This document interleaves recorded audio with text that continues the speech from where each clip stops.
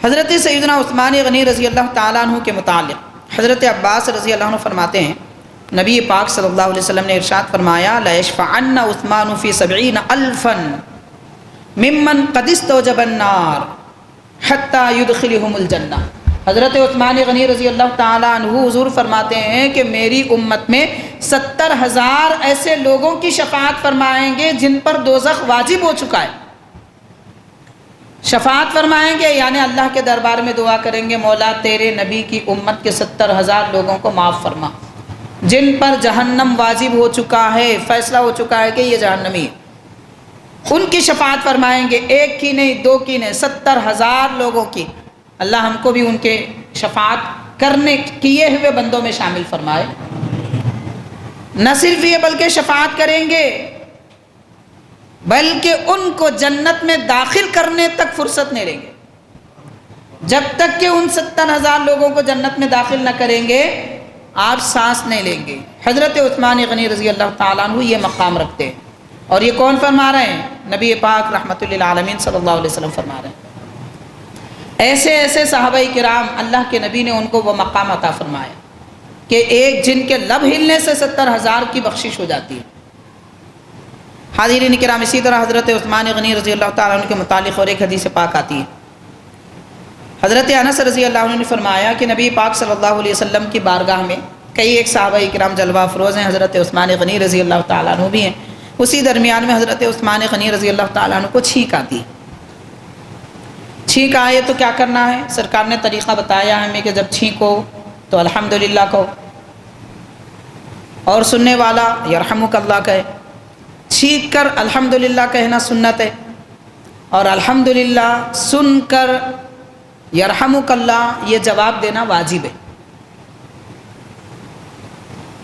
یعنی چھینک کی آواز سن کر یرحمک اللہ کہنے والے کا جواب دینا واجب ہے، اور چھینک پر الحمدللہ کہنا سنت ہے۔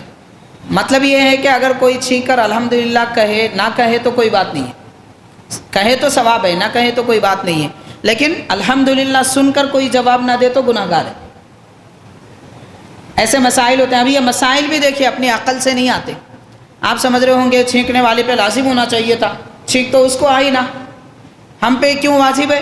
دین ہے، یہ دین ہے، جیسا اللہ کے نبی نے بیان فرمایا ویسا ماننا ہے۔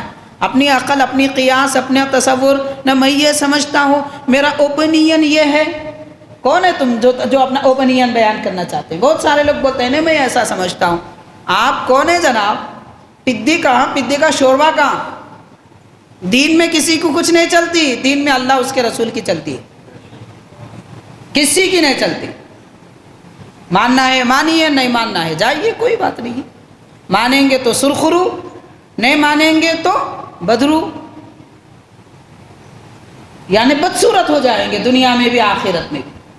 حاضرین کرام، تو حضرت عثمان غنی رضی اللہ تعالیٰ عنہ چھینکے نبی پاک صلی اللہ علیہ وسلم کی محفل میں 3 مرتبہ مسلسل۔ بعض لوگوں کو 1 چھینک آتی ہے، بعض کو 3 آتے ہیں، بعض کو اور زیادہ آتے ہیں۔ میں آگے جا کے عرض کروں گا کہ حضرت عثمان غنی رضی اللہ تعالیٰ عنہ 3 بار مسلسل چھینکے۔ حضور پاک صلی اللہ علیہ وسلم نے فرمایا یا عثمان الا ابشرک، اے عثمان آپ نے 3 بار چھینکا ہے، کیا میں آپ کو خوشخبری نہ دوں؟ دیکھیں حضرت عثمان غنی کا مقام کیا ہے، چھینکتے بھی ہیں تو خوشخبری ملتی ہے۔ یہ مقام ہے حضرت سیدنا عثمان غنی رضی اللہ عنہ کا۔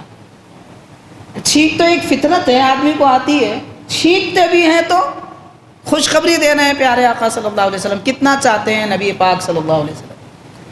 تو فرماتے ہیں عثمان کیا میں آپ کو خوشخبری نہ دوں؟ انہوں نے عرض کیا بلا یا رسول اللہ، کیوں نہیں اللہ کے حبیب ضرور فرمائیے۔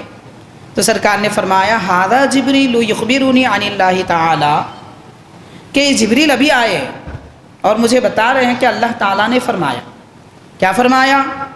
ان من عطس 3 عطسات متوالیات کان الایمان ثابتا فی قلبہ، کہ جو 3 مرتبہ مسلسل چھینکتا ہے ایمان اس کے دل میں، دل کی جڑوں میں مضبوط رہتا ہے، دل کی جڑوں میں ایمان مضبوط رہتا ہے، اسی لیے 3 چھینک برابر آتے ہیں۔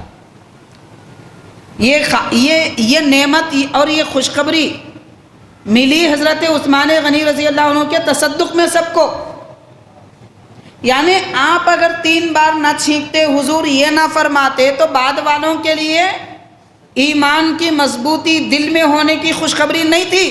حضرت عثمان غنی کی چھینک کے صدقے میں ساری امت کو یہ نعمت ملی کہ جو 3 بار جس کو چھینک آئے اس کا ایمان دل میں مضبوط رہتا ہے۔ تو عثمان غنی کی چھینک کے صدقے میں ایمان کی مضبوطی ہم کو ملی ہے۔ یہ مقام ہے حضرت عثمان غنی رضی اللہ عنہ کی چھینک کا۔ کیسے کیسے نبی پاک صلی اللہ علیہ وسلم نے صحابہ کرام کی پرورش فرمائی، کتنے پاک ہوں گے، کیوں ایسی خوشخبریاں دی جا رہی ہیں؟ کیا ہر کسی کے بارے میں ایسی خوشخبریاں دی جاتی ہے؟ ان کا مقام ویسا تھا، وہ ویسے جانثار ہیں، ان کا ایمان اتنا مضبوط تھا، اللہ کی ذات پر ان کا یقین اتنا پختہ تھا، ان کا ہر عمل، ان کی ہر فکر دین اسلام کے مطابق ہوتی تھی۔ پیارے آقا کے جانثار ہیں، اس وجہ سے یہ نعمتیں ان بزرگوں کو عطا کی گئی ہیں۔ حضرت سیدنا عثمان غنی رضی اللہ تعالیٰ عنہ کے متعلق حضور نبی کریم رحمۃ للعالمین صلی اللہ علیہ وسلم نے ارشاد فرمایا کہ قیامت کے قریب دجال آئے گا، اور دجال کا فتنہ اتنا بڑا فتنہ ہے کہ پیارے آقا صلی اللہ علیہ وسلم نے فرمایا ہر نبی نے دجال کے فتنے سے پناہ مانگی، اور سرکار فرماتے ہیں کہ یا اللہ میں بھی پناہ مانگتا ہوں، اور امتیوں کو حکم فرمایا کہ تم بھی دجال کے فتنے سے پناہ مانگو، اللہ کی پناہ میں آؤ۔ اتنا بڑا فتنہ کہ دنیا پیدا ہونے سے لے کر قیامت تک ایسا فتنہ کبھی نہیں آیا۔ اتنا خطرناک فتنہ دجال کا فتنہ ہوگا، اس کا اثر اب ہم دیکھ رہے ہیں، یہ آغاز ہو چکا ہے دجال کے فتنوں کا۔ یہ جو ہم دیکھ رہے ہیں دنیا میں اتھل پتھل، سارا ماحول بگڑا ہوا ہے، دینی دنیاوی ہر اعتبار سے کسی نہ کسی قسم کی کمی خرابی، اعتقاد اور یقین میں نقصان پیدا ہو چکا ہے۔ یہ دجال کے فتنوں کا آغاز ہو چکا ہے، سب سے بڑا فتنہ دنیا کا۔ سرکار دو عالم صلی اللہ علیہ وسلم فرماتے ہیں دجال جب آئے گا تو جو لوگ دنیا سے جا چکے ہیں، انتقال کر چکے ہیں، زمین پر رہنے والے تو اس کے فتنے میں مبتلا ہوں گے، لیکن قبر میں رہنے والے لوگ بھی دجال کے فتنے سے بچ نہیں پائیں گے۔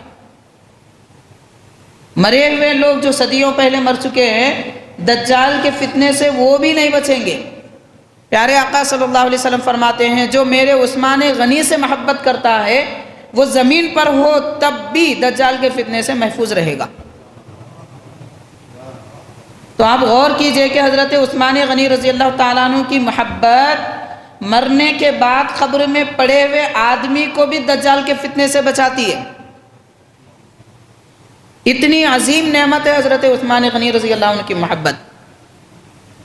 افسوس کی بات ہے کہ آج لوگ صحابہ کرام کے درمیان میں تقابل کرنے کی کوشش کرتے ہیں، کمی بیشی بیان کرتے ہیں، کسی کا عیب بیان کرتے ہیں، نعوذ باللہ استغفر اللہ، کسی کی اتنی تعریف کرتے ہیں کہ بس جتنا کہ نہ قرآن میں ہے نہ حدیث پاک میں۔ حاضرین کرام، ہمیں زبان سے کلمات کسی کی تعریف میں وہی نکالنے چاہیے کہ جو قرآن مجید احادیث شریفہ یا بزرگوں کے اقوال میں منقول ہے۔ اپنے سے کچھ بیان کرنے کی ضرورت نہیں ہے۔ آپ اور ہم کون ہوتے ہیں جو کسی کی تعریف اپنے سے بیان کریں؟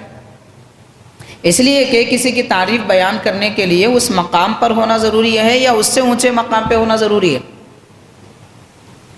صحابہ کرام ہوں، اہل بیت کرام ہوں، اولیاء اللہ ہوں، ان کا مرتبہ کیا بعد والوں کا مرتبہ ان سے اضافہ ہو گیا؟ بعد میں آنے والے لوگ کیا سابقہ لوگوں سے بڑے مرتبے والے ہو گئے جو اپنی فکر سے، اپنے من گھڑت باتوں سے ان کی تعریف بیان کرتے ہیں؟ تعریف کرنے کے لیے قرآن پاک کافی ہے، تعریف کرنے کے لیے احادیث شریفہ کافی ہے۔ حاضرین کرام، یہ حضرت سیدنا عثمان غنی رضی اللہ تعالیٰ عنہ کی فضیلت کے متعلق ایک حدیث پاک ہم نے آپ کے گوشے گزار کی۔